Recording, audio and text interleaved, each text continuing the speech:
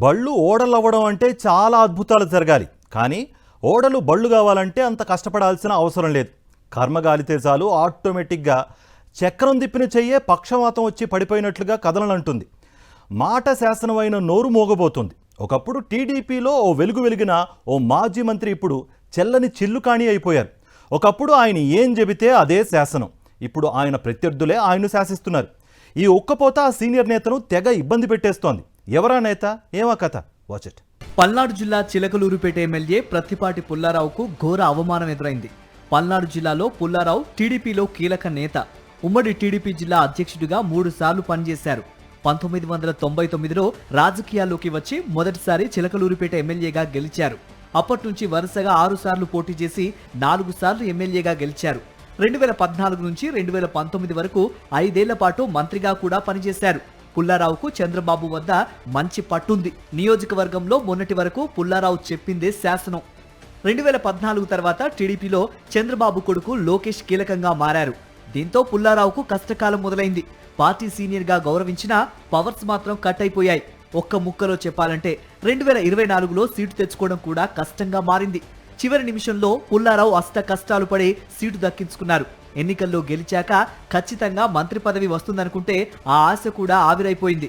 గతంలో పార్టీలో పెత్తనం సాధించేందుకు మరో నేత కోడెల శివప్రసాదరావుతో పోటీ పడ్డారు.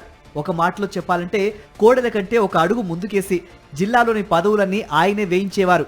అలాంటిది ఇప్పుడు పూర్తిగా డమ్మీ అయిపోయారు. తన నియోజకవర్గంలో పదవులు కూడా ఇప్పించుకోలేని పరిస్థితి.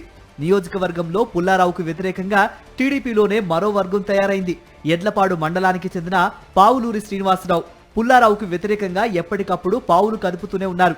పావులూరి శ్రీను చంద్రబాబు వియ్యంకుడు. హిందూపురం ఎమ్మెల్యే బాలకృష్ణకు అత్యంత సన్నిహితుడు. దీంతో పావులూరి శ్రీనుకు నియోజకవర్గంలో ఏ పని కావాలన్నా క్షణాల్లో అయిపోతోంది. వచ్చే ఎన్నికల్లో సీటు కూడా పావులూరి శ్రీనుదేనని ఆయన అనుచరులు అప్పుడే ప్రచారం కూడా మొదలెట్టేశారు. ఇదే ఇప్పుడు పుల్లారావుకు తలనొప్పిగా మారింది. దీంతో పుల్లారావు పావులూరి శ్రీనుకు చెక్ పెట్టేందుకు ప్రయత్నాలు మొదలుపెట్టారు. ఎడ్లపాడు మండలానికి చెందిన నాగేండ్ల రాంబాబును తెరపైకి తీసుకొచ్చారు. రాంబాబు కూడా పావులూరి శ్రీనుకు ధీటుగా మండలంలో పెత్తనం చేసేందుకు ప్రయత్నిస్తున్నారు. అయితే పావులూరి వర్గం ఎప్పటికప్పుడు రాంబాబుతో పాటు పుల్లారావుకు కూడా చెక్ పెడుతూ వస్తోంది. ఈ నేపథ్యంలోనే ఎడ్లపాడు మండలం బోయపాలెంలో రేషన్ డీలర్ల వ్యవహారం ఎమ్మెల్యే పుల్లారావు పావులూరి శ్రీనుల మధ్య చిచ్చు పెట్టింది. బోయపాలెంలో 4 రేషన్ డీలర్లు పావులూరి శ్రీను వర్గానికి చెందినవారే. ఈ 4ని తీసేసి రాంబాబు వర్గానికి చెందిన వారికి ఇవ్వాలని పుల్లారావు తహసీల్దార్ను ఆదేశించినట్లు సమాచారం. దీంతో పావులూరి శ్రీను వర్గీయులు తహసీల్దార్ కార్యాలయం వద్దకు భారీ సంఖ్యలో చేరుకున్నారు. తాను చేసేదేమీ లేదని, ఎమ్మెల్యే చెప్పినట్లే చేశామని అనడంతో పుల్లారావుతోనే తేల్చుకుంటామంటూ అక్కడి నుంచి వెళ్లిపోయారు. తర్వాత పేటలోని పుల్లారావు ఇంటి వద్ద పెద్ద సంఖ్యలో ఆందోళనకు దిగారు.